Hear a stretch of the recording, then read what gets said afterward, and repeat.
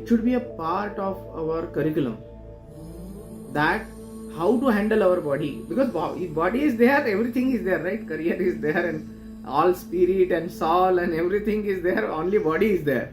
If body has gone, everything has gone. Correct? So sharir madhyam kalu dharma sadhanam. Now you will find that every person will require different amount of proteins, though there are guidelines by NIN, by Biochemical Society of India, 70s to 20s to 10, like that.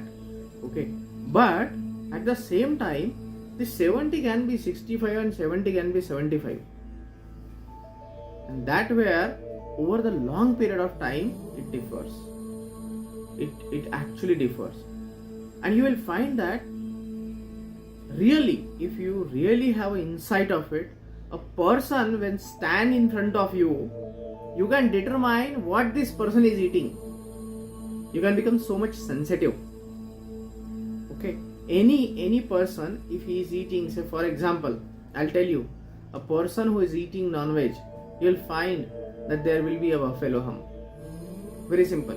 There will be more fat on hips.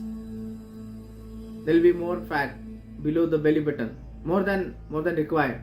Very simple technique. If the person is eating much more carbohydrates, high glycemic index carbohydrate, he will have more fat on the sides. He'll have more fat on the cheeks. He'll have more fat on the chest and shoulder. The person thinks that the shoulder has more fat. That means that the shoulders are strong. No, shoulders are not strong.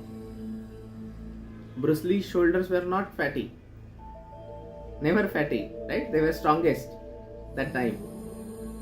So shoulders are not strong. So that is a small answer about it.